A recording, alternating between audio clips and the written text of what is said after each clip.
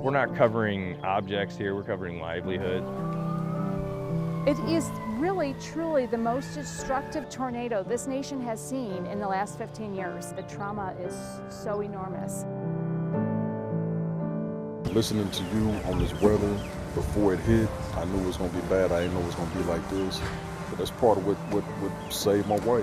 It is unbelievable what people are going through right now. Are we getting close to a time where we sunset tornado sirens and try to move on to something more effective? My flat roof was totally peeled up like a sardines can.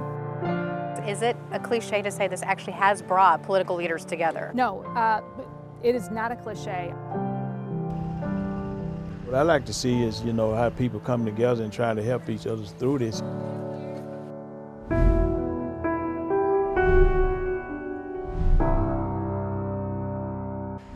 Death, destruction, and a community pulling together. Today marks 1 month since a deadly EF3 tornado ripped through the St. Louis metro. The storms killed 5 people that day. Some residents are still picking up the pieces of their lives. Thank you for joining us for this special edition of First Alert 4, After the Storm. I'm Chief Meteorologist Steve Templeton, joining you from the Fountain Park neighborhood in North St. Louis. As we look back on this destruction and the path ahead, we first want to remember those killed in the storms that day. 5 people. We were able to get photos of 4 of those victims you see now. Fathers, mothers, wives, and grandmothers killed as buildings crumbled and trees slammed down in the winds. Over the next hour, we're detailing what happened from the path of the twister to a tornado siren failure. We're digging into that day, but we're also looking forward, taking a look at examples of building stronger and making sure you're prepared if a storm like this hits your home. But first, a look at the more than 20-mile path of the tornado. It first touched down in Clayton. At that time, it was producing between EF0 and EF2 damage, ripping out trees as it made its way through, busting windows and tearing parts of roofs off many homes. It went on to Forest Park, hitting the northern area, while farther south, extensive damage to the zoo was from straight-line winds on the southern portion of the storm called the rear flank downdraft. Forest Park Forever says hundreds of trees were damaged throughout the park. At businesses near the park, roofs were ripped off and windows were shattered. From there, the tornado made its way through North City, where the worst of the damage occurred. The National Weather Service says at this point they believe the tornado was up to a mile wide with winds over 150 miles per hour, completely decimating homes and leaving the personal belongings of thousands strung along everywhere. Then the Metro East was hit. The National Weather Service determined the tornado did travel across the Mississippi River, hitting Granite City and the Pontoon Beach areas. By that point, the tornado had weakened to EF1 or EF0. Surveyors determined the tornado was on the ground until it lifted near SIUE. Somebody trapped in the house? We hear him in the basement and there's an active gas leak. Can you see my light? Okay, so he's more over there. And today, a new look at the aftermath. The St. Louis Metropolitan Police Department releasing this body camera footage moments after the storm blew through the city as officers rushed inside collapsed homes. I need you to put a blanket over this window. Go. Yep.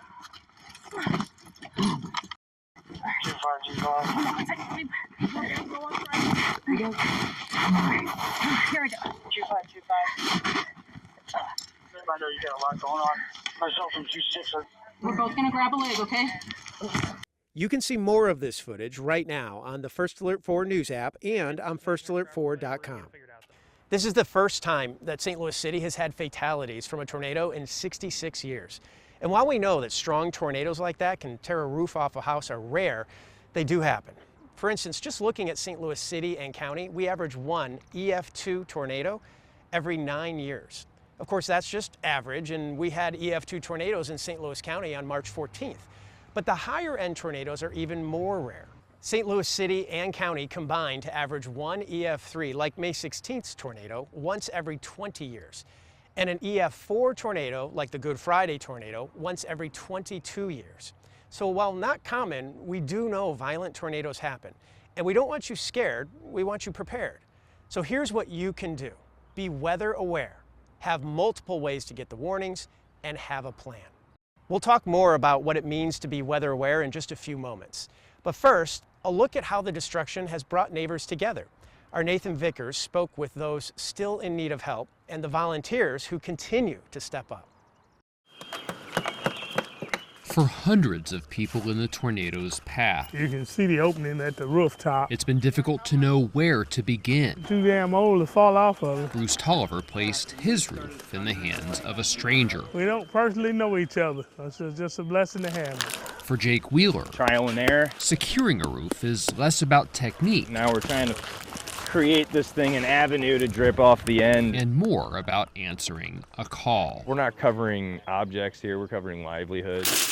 For the past few weeks, Wheeler and his team of volunteers have been finding houses like this one, tarping and sealing roofs for free with donated materials. We just did what we could, and we've kept doing what we could, and we've met so many like-minded people that are doing everything they can. I like doing this. People like Taylor Fogel, who joined in when he heard what Wheeler was doing. I got my favorite trowel here. He happens to be a handyman who's not afraid of heights. I'm climbing up on ladders all the time, and I was able to take some time off work, so I'm just up here doing what I need to, you know? More and more people and organizations are joining Wheeler's cause, donating supplies and labor. And now they're setting an even bigger goal, trying to stabilize 100 roofs around St. Louis. That was just a personal goal. It was kind of said at the end of a long day in the heat. The idea stuck like black tar. We hit a little rain today, but we got five roofs covered. Now it's evolved into a social media following, a network of supporters, and a website for coordinating volunteers. It brought them to Samuel First's home on the same block. The roof fell in when that stuff fell on it, crushed the roof, then it crushed the floor. They fixed it enough to help him start other repairs. The same for his two neighbors. Nailed it down, made it secure, you know. Then he joined the cause. See other neighbors that need help with their roof, so I was like, okay, I'm going with y'all. They was like, you come up there? I was like, yeah, I'm gonna come up there. I'm doing fine on the ground. I don't even go upstairs. Tolliver's house is roughly number 40-something. I appreciate the help. Through all of this, Wheeler has put his HVAC company on hold, knowing there are many roofs and many rungs to go. The whole purpose of this is to keep people in their homes and to inspire others to come swing hammers with us and help people that really, really need it. But as long as he has helpers and hammers, tacks and tarps, they'll keep working their way up. In St. Louis, Nathan Vickers, First Alert 4. 1 week ago today, President Trump approved Missouri's request for a major disaster declaration for this storm. Chief Investigator Lauren Traeger spoke with the mayor about the important steps towards recovery. It is really, truly the most destructive tornado this nation has seen in the last 15 years. And it hit right here, right through the heart of our community. You called St. Louis the poster child for this. Why? You know, I do stand by the fact that St. Louis, this is a poster child for why we need to have federal assistance. You know, we had an emergency management system here in the city that was just a handful of employees. I'm enormously proud of the city's response. It's been so humbling to recognize that we are doing everything we can, and it's still not enough. And we know that.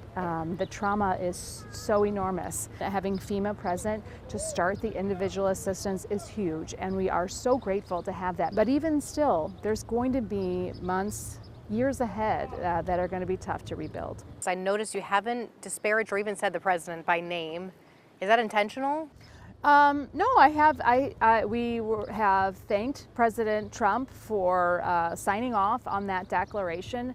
It is imperative. The only way to get that designation, that declaration, is to have the sign off of the president, and we're grateful for it. You know, people have asked why it's taken so long. I'm not willing to talk about that. I don't know the answers to that. I haven't spoken to the president about it. I do know it took longer than we'd hoped it would, but the important thing from this point forward is that it's here right now. FEMA is our partner. Is it a cliche to say this actually has brought political leaders together? No, it is not a cliche. I mean, within an hour of the tornado hitting our city, I called the governor. Once I realized how bad the destruction was, he picked up the phone. We had a conversation about it, a meaningful conversation. I have been truly encouraged by the boots on the ground from Senator Josh Hawley, Eric Schmidt, Congressman Bell. When you were running for office, did you ever imagine a calamity on this scale? Lauren, no matter how long we had been in office, our city wasn't set up to deal with a disaster this size, and no city should be. This is a truly enormous proportions, and this does take a village. I mean, we are so incredibly lucky to have the community organizations that St. Louis has, to have the grit, to have the community spirit. When traumas like this take place, at some point the burden becomes overwhelming and you start to really get dragged down. And I haven't seen St. Louis be dragged down yet. We are still working together. There is enormous collaboration, coordination, just such a spirit of hope, even on the worst days. It's truly uplifting, and I think it's what's going to be able to carry us through this. Still ahead, a discussion on tornado sirens, the failure uncovered in this storm, and if the alert is obsolete in this day and age, and building back stronger. We go to the experts putting housing materials to the test against the most intense weather conditions.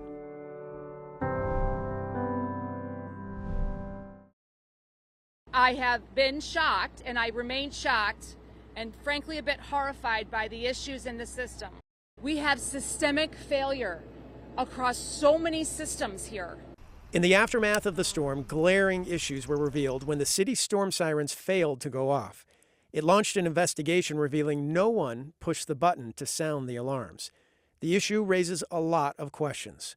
First Alert 4 meteorologist Matt Chambers joins me now for a discussion on storm sirens. In the wake of any significant event like this, let's call it what it was, tragic, I think it's incumbent upon people like you and I to learn something that we can take forward and help our viewers understand better next time. Yep. And it has me wondering about the role in 2025 of tornado sirens in general. In the modern era, I just looked this up, the Pew Research Center did a survey 2 years ago. 90% of people are now walking around with these, which means you have the ability to get a wireless emergency alert. Many people have weather apps that warn them of approaching danger. Right. People use NOAA weather radios. I think it's worth having a conversation. Are we getting close to a time where we sunset tornado sirens and try to move on to something more effective? So they fail, we know that. So we always tell people have multiple ways to get the warnings, and you're absolutely right. The phone has the blaring noise that everyone's phone goes off if you're in a tornado warning. That's called the wireless emergency alert. So that's one. Mm-hmm. But if you have the First Alert 4 weather app or any app that also alerts you, that's two. Right. So if the WEA, the wireless emergency alert, fails, you've got a backup. The other reason you don't want to rely on sirens, not just because they fail, but also they're probably not meant for you. Turns out they're not tornado sirens. They're an outdoor warning system. They're meant for people who are outside to get inside and get more information. T-ball games, right. Farmers in the fields, golfers. They're not meant to interrupt your Netflix binge. Right. They're not meant to wake you out of bed. You've got to find other sources for the warning. That's part of my problem, I think, with sirens, Steve, is there's such a chasm between the reality of sirens, when they're sounded, why they're sounded, and the public perception of why they're sounded, when they're sounded. It seems very simple on the surface, right? If a warning goes out and there are sirens within that warning, you sound the sirens. Right. The unfortunate reality is we have kind of this quilt work, this patchwork of individual counties and municipalities and emergency managers that are left to their own devices to create these procedures. I'll give you a great example. First Alert 4's Russell Kinsall has been down to Peevely in Jefferson County and their neighbors to the south, Herculaneum. They sound the sirens for tornado warnings, as you would expect. They also sound the sirens for severe thunderstorm warnings. And it's well intended. The argument makes a lot of sense. It is, if your life is in jeopardy, if your roof is going to come off, do you really care if it's because of straight line winds or tornadic winds? We can have a conversation about that. The problem is one county over, one town over follows a different set of rules, and it's very difficult for everybody to keep up with. And that's because the National Weather Service does not set off the sirens. Right. No one state or one entity sets off the sirens for an entire region. It's broken down by either county, city. Sometimes a certain city in a county has control of just their sirens. Exactly. And so this is that patchwork, quilt that you were talking about of all these different rules and regulations. There's no all clear. Sometimes people hear the sirens twice and they think, oh, second one, all clear. No. But I also think, other than not relying on sirens, if you do hear them, get inside and get more information. And we're seeing the ingredients for severe weather coming together, and already for just about the entire area, except for Clay County, Illinois. Everyone else is in a tornado watch until 7 o'clock tonight. Be weather aware means that when we've issued a first alert weather day for severe storms, and we'll pinpoint the time range. It's now through 6 Metro, about 2 to 4 p.m. That's a day for you to check in for updates and occasionally have a look at the radar on your phone. Checking radar is especially important before you get in the car, even if it's just errands or the commute home. So be weather aware, and we'll help you get the first alert on specific timing and threats. Then have multiple ways to get the warning. Technology fails. That's why it's best to have more than one way to get the warning. NOAA weather radio should be in every home and business, and some models allow you to program it only for your county and only for tornadoes. That way it won't alarm too much. Wireless emergency alert is automatically set off on most modern cell phones. And the First Alert 4 weather app is a great tool because it will follow your location and alerts you if you're located inside the tornado warning. All you have to do is download the free First Alert 4 weather app, allow it to use your location. You can see the location on the radar map, which is handy to identify your exact location in relation to the storm. And when you're not near a TV, perhaps sheltering in the basement, you can get the live stream as we track tornadoes, giving you the second-by-second coverage where it is and where it's headed. Just scroll down to where you see First Alert 4 Weather Now. It's on right now. And click for the live stream. The last step to safety is to have a plan. If you're at home, work, school, you need to know where to go or what to look for to put yourself in the safest possible position. Immediately after the storm, nearly 200,000 were in the dark. Ameren, Missouri now tells us that all the customers who can be reconnected to power have the lights back on. But the work isn't over yet across the areas impacted last month. Any of our customers that we can restore have been restored. But what we are continually doing is to walk out our lines to make sure nothing was missed, that we've not left any hazards with the public. And we also continue to work with the City of St. Louis on just that debris cleanup. Ameren tells us that if you ever see a downed line, give them a call so they can safely handle it. Still ahead, health concerns and tornado cleanup, what you need to watch out for in the debris, and how you can protect yourself. And looking at examples of recovery. We visit another Missouri town on its way back after their own disaster. In the midst of the cleanup, there could be hidden dangers lurking. Toxic materials like asbestos, lead, even mold could wreak havoc on your health. First Alert 4's chief investigator, Lauren Traeger, spoke to one local expert about what people should be doing right now to protect themselves as they clean up. Over the last few days, when we've been out talking to property owners, they asked us to investigate, is there asbestos in the materials they've been touching and cleaning up? And if so, what should they do? So we contacted the owner of a local environmental company to help answer those questions. They don't know what they don't know, unfortunately. In the piles around people's properties, potential health risks. Basically, asbestos was used in all types of building materials throughout the middle part of the last century. Jeff Miller, owner of Scope Environmental LLC, says asbestos was in the air right after the tornado. But now the real risk would be the building materials that are scattered along the ground could have potentially asbestos fibers or lead paint in them. Both lead and asbestos are dangerous to your health. Asbestos known to cause cancer and mesothelioma, and the risk, Miller says, is still not over. When you start disturbing that dust, they become airborne and then they become respirable. And so while you're just trying to do your best to clean up some debris, you might unknowingly be exposing yourself to asbestos fibers. So as cleanup continues, he says people should be taking precautions. Namely, he says something to cover your eyes. Something that covers the side is always as nice as well. Thick disposable gloves and a face mask with an asbestos-rated filter. It's not the same as a medical mask, something you Correct. get at the doctor's office. It's more than that. Right, and even if you've got good masks laying around like N95s or things like that that are rated for certain health things, that is not good enough for asbestos because those asbestos fibers can still go through and around those masks. Miller says people shouldn't panic. Asbestos might not be everywhere. You simply don't know. And it's not like it's glowing green or something. You can't tell if there's asbestos with the tell, naked eye. Correct, yeah. So many times asbestos fibers are, microscopic, and so you can't see them just naturally it doesn't glow like you said. It requires microscopic evaluation of building materials. All right, thank you very much. We gave Miller some samples a homeowner gave us so that he could do an official test. They'll be taken to an accredited laboratory for analysis.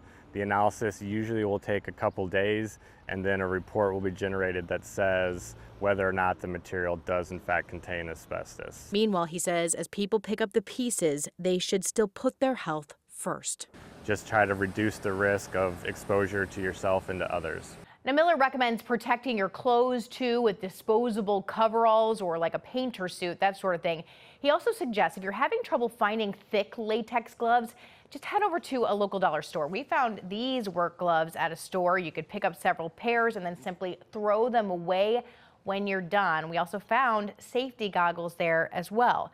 I'm Lauren Traeger. First Alert 4 investigates. In an update to this story, the testing on that homeowner's debris did come back negative for asbestos. But experts say it's always a good idea to mask up because it's hard to know what you're dealing with without testing. Still ahead in our next half hour on First Alert 4 at 6, more from our conversation with the mayor as we walk with her through neighborhoods left devastated by the storm. In a tornado, we know that debris can become deadly projectiles. Manufacturers trying to make materials to withstand that, but not all materials are made equal. Coming up, we're going to show you the conditions recreated to make wind speeds of over 100 miles an hour to send this kind of a 2x4 through your living room.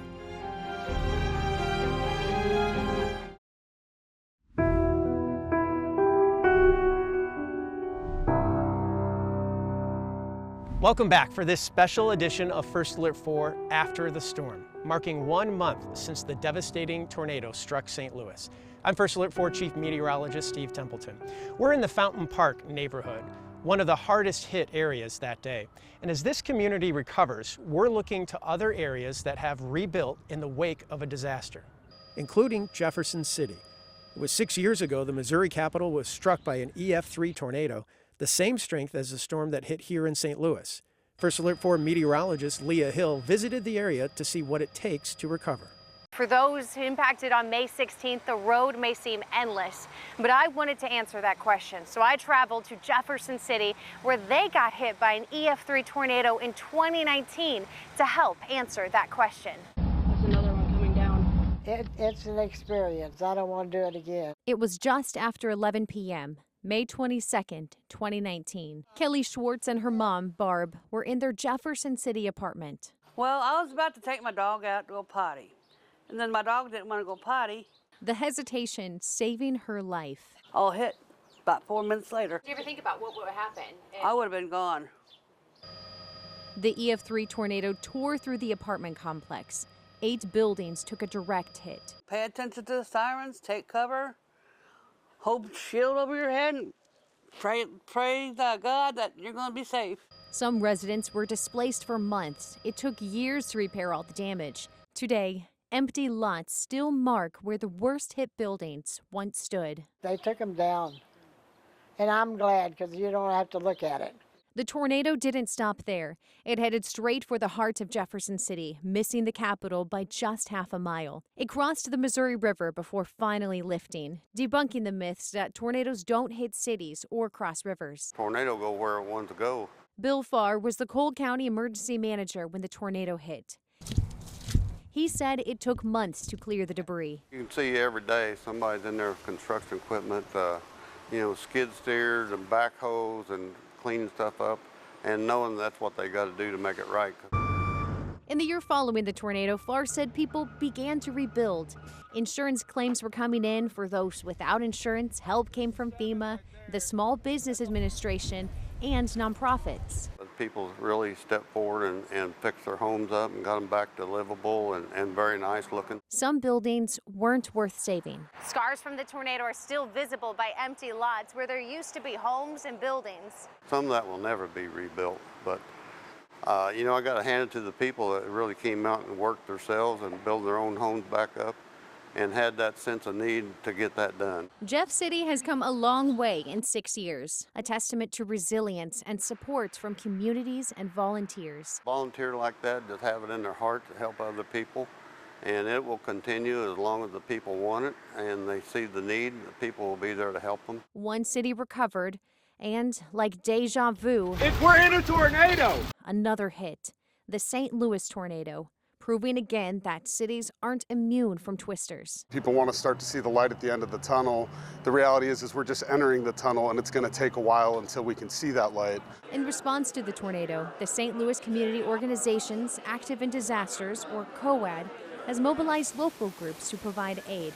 The goal is to ensure that we have people back in the community living and thriving again. The COAD only recently wrapped up recovery from the July 2022 flooding. We wrapped that recovery up and then then the tornado happened a week later. With one disaster following the next, the challenge is more than physical recovery. It's also endurance. We can't let disaster fatigue keep us from showing up for St. Louis. Advocate for St. Louis and advocate for the resources that are out there to ensure that we're able to meet the needs that we have to meet.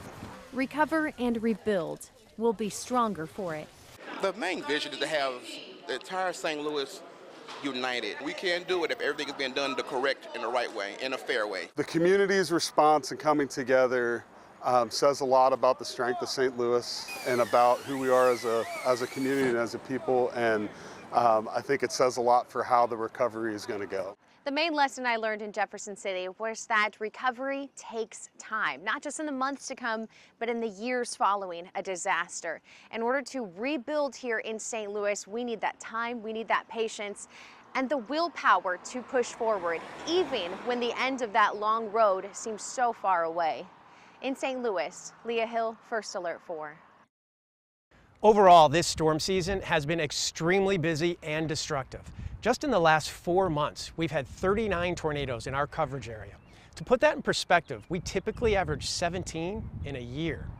With those widespread storms, many people are dealing with damage and repairs. Investigator David Amilati went to some experts to put housing materials to the test, looking at how you can build back stronger.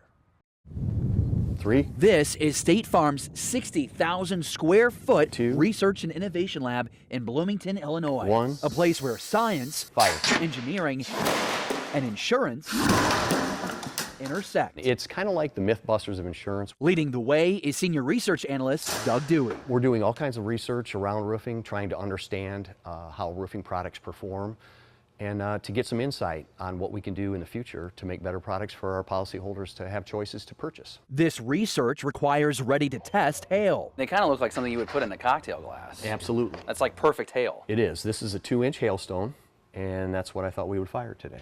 With more than 3 decades of experience, Dewey says the FM 4473, or the hail gun test, is his favorite, blasting an ice ball at Major League Baseball pitch speeds at roofing samples to study double impact hits and material durability. 3, 2, 1, fire.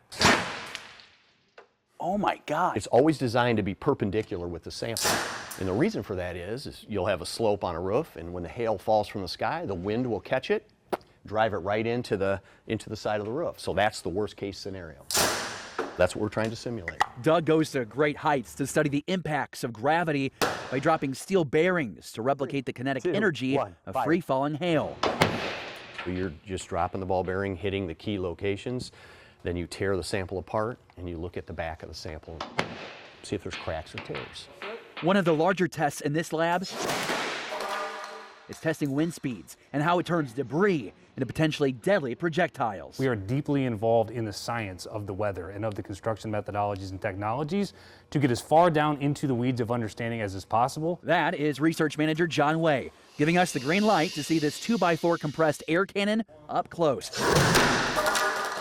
fire debris at almost 40 miles per hour. It came right through the front of the building here, at which place it displaced the siding, continued moving through the building structure. This mock room, what's left of it, is made of the same vinyl siding and 2x4 studs most current builds are constructed with. It actually hit one of the studs behind the drywall structure, knocking the stud backwards. So not only did it go through 2 wall support structures, it likely would have gone all the way through here if not colliding with the stud. At 34 miles an hour, that cannon is firing with the strength of 100-mile-per-hour winds. That of an EF1 tornado, some 40 miles less than what we experienced with the EF3 tornado back on May 16th. Unfortunately, we know that you all just experienced an event even larger than that. So with what you just saw here, It's really tough to think through what this looked like for our friends in St. Louis. Most of the homes and buildings destroyed last month were made of St. Louis brick, which these pros say most likely kept the storms from being more deadly. That's why when you hear the message come across the broadcast radio or the television to get to the lowest level or to the basement, this is exactly why. He says no amount of data prevents tornadoes like what we saw last month, but it can prepare homeowners to have the strongest defense possible. For those that have very, very old homes, admittedly, there's limited opportunity to retrofit past things like impact-resistant siding or impact-resistant roofing. Way says the data collected here helps manufacturers make better products and policymakers create more effective building codes. So communities like North St. Louis and the Central West End can build back stronger. It's one thing for us to charge premiums and collect premiums and then pay the claims. We want to better understand how we can make that claims experience better on next time or on the other side, or even better, prevent that claim from occurring.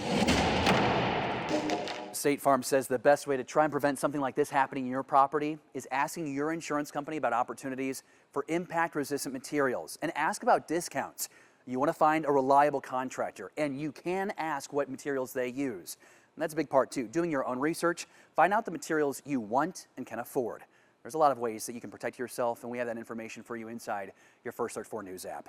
In Bloomington, David Amilati, First Alert 4. Back here at home, Mayor Kara Spencer has been focused on resources for her recovering city. Here's more from the mayor as she walked with First Alert 4 Chief Investigator Lauren Traeger through some of the damage. Is this taking an emotional toll on you? I haven't sat with it yet. We've been working. I know at some point it really will. When you look at the devastation, though, and you look at these neighborhoods, moving into the future, do you have any fears? Are you concerned about major changes? I have so many concerns. I think the mental wellness of our community, making sure, especially our youngest. And I'm really worried about displacement. We have already seen so much population loss in North St. Louis over the previous few decades. My main concern is making sure that we are keeping our residents here, our communities intact. So many of these homes are generational homes that have been in families longer than any of us are alive. We have such an enormous uninsured, underinsured population here because it's very, very difficult to insure homes in areas that have a lot of vacancy. When will you have to make the difficult decision to start condemning and possibly demolishing people's homes? We right now are focused our efforts on making the community as safe as possible and using the demolition funds that we have to take down the most dangerous buildings. And so we are not in this phase taking down any property that was occupied at the time of the tornado. Is the city looking yet at any revisioning for whole blocks? Once we get the FEMA embedded into our communities, the state aid and those other pieces really embedded, that's when we'll really shift into the longer term community-driven conversation about what does rebuilding look like. I know a lot of folks are very anxious about what that will look like, and we are getting ready to have those conversations, but I don't think we're there yet. And it's really important as we develop those long-term strategies that those are done with community, and we're all still experiencing trauma right now.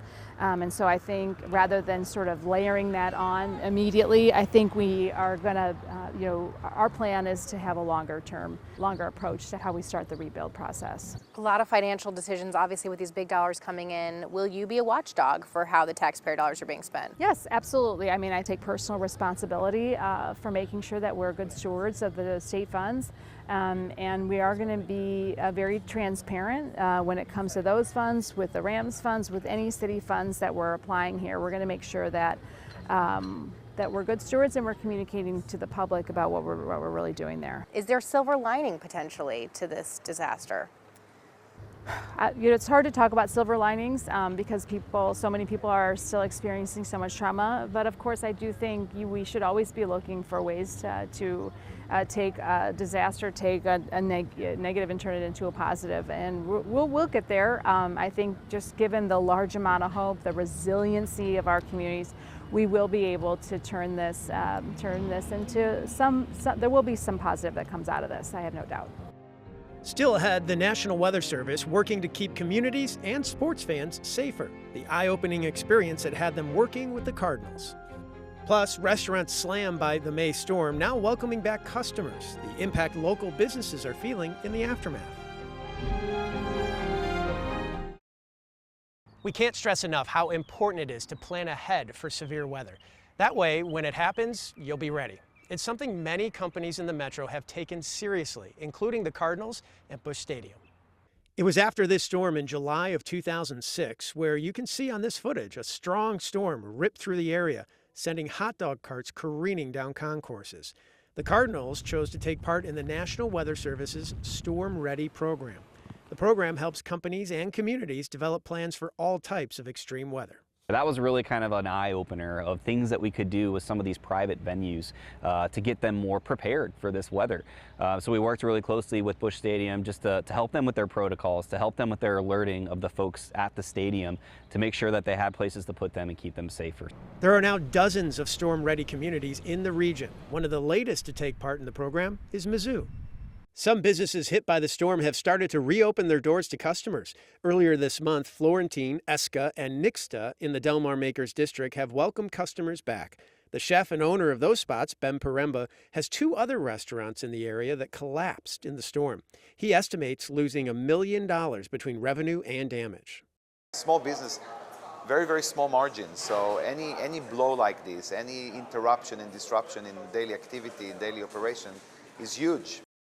In the weeks immediately after the storm, Paremba continued to pay his employees as they cleaned up damage and worked on repairs. Through GoFundMe, he also raised $15,000 to give to his workers. The city of St. Louis has opened up a relief fund for restaurants impacted by the May 16th tornado. The fund will cover staff wages, help fix damaged properties, and meet other needs for damaged businesses. Anheuser-Busch and the Missouri Restaurant Association teamed up to provide hundreds of thousands of dollars. We have a link to apply inside this story on the First Alert 4 app. Still ahead, a son working to preserve his father's legacy struck by the tornado. The history he's determined to save next.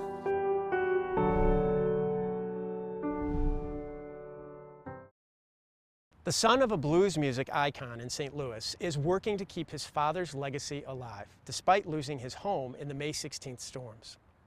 Henry Townsend died in 2006 at the age of 96, leaving behind a storied career as a blues singer. First Alert 4's Caroline Hecker spoke with his son Alonzo about his father's legacy and what was saved and lost following the storm. This is every single recording that he's ever done throughout his career. Resting in the front yard of Alonzo Townsend's home. It was recorded on Bluebird Records. Are pieces of St. Louis music history, and that of his family's too. We need these to be able to continue to tell the story. His father, Henry Townsend, a legendary blues singer, guitarist, and pianist, earning him a star on the St. Louis Walk of Fame and a place in the Blues Hall of Fame in Memphis. He is the fingerprint of St. Louis blues, the patriarch of St. Louis blues. Recorded in every decade since 1929, the longest American recording artist of roots music. Following his death in 2006, Alonzo is the keeper of his father's treasured history. History he was determined to save after May's tornado sent a tree crashing through his house. That's a crazy sight to see. That's a crazy thing to come back and look at. Seeing that huge tree just sitting right through the middle of my house. He says his father's baby grand piano is buried under the mess, soaked in rainwater and debris. But not all is lost. The most important stuff was a lot of family pictures and heirlooms that we can't get back or can't get remade if that stuff would have got damaged. Some memories still carrying a reminder of the storm. There's a lot of fiberglass and dust. But safe nonetheless. This stuff is a part of my story, but it's even bigger than that. It's a part of my dad's legacy and his heritage, and so to be able to save a lot, as much as I can, and be able to give that to my kids, and that story continues, is everything. A story that captured nearly a century of music and survived the storm of the generation. In St. Louis County, Caroline Hecker, First Alert 4. Still ahead, a look at the helpers, the devastation that's brought some residents back to a long-standing community center. In the months since the storms, we've seen a lot of heartbreak, but we've also seen the best in our community. Morgan Harris shows us how neighborhood churches have filled the gap for those in need. I'm humbled to be a part of something like this, because that's the point, right? People know Jesus loves them by the fact that we show them love. The members of Friendly Temple Church showing love to tornado victims. May 16th, the night of the storm, Facilities Director Renee Johnson received a phone call. Bishop said Red Cross was going to be coming and we needed to open up a shelter. Now tasked with running an around-the-clock shelter, the members of Friendly Temple immediately got to work helping displaced tornado victims. They were scared. What started as 7 people seeking shelter soon turned to 50. So we just made it feel like as much as a comfort of home as we could. For long stretches of time in the United States, Black people could not depend on politics, couldn't depend on the government to be thinking about our well-being. The Black church is that center. After the tornado, if you walk the streets of North City, you would be met with Black churches stepping up, providing food, shelter, and hope. Everything is totally destroyed. It's totally uninhabitable. Cope Brilliant Presbyterian, once a community fixture, now a total loss according to its pastor Douglas Petty. Pews where churchgoers once sat, and instruments that once played joyful hymns. The church sitting in the Kingsway East neighborhood for 60 years may be unrecognizable, but their work continues. You have to be committed for the long haul. And I think that's where the churches come in. Their members partnering with other community organizations to bring help and ministry to people's doorsteps. One of the biggest things that I would say that is challenging is helping people to deal with the socio-emotional aspect of this. That after you count all the houses, count all the things, how are you okay down on the inside? Even with state and federal help, these churches say their work isn't done. They agree rebuilding North City will take a community effort. They just hope they are a part of the conversation. This is an opportunity with some real vision for the north side to be redeveloped the way it should have been. St. Louis has an opportunity to be a standard bearer for what do you do when a crisis occurs in the community. Morgan Harris, First Alert 4. 1 month later, we can see a lot still needs to be done after the storm. Right now, applications for FEMA assistance are open for those affected. We have that information as well as a list of other ways to get help. Find that right now on firstalert4.com and the First Alert 4 app. Thank you for joining us. We'll see you at 10.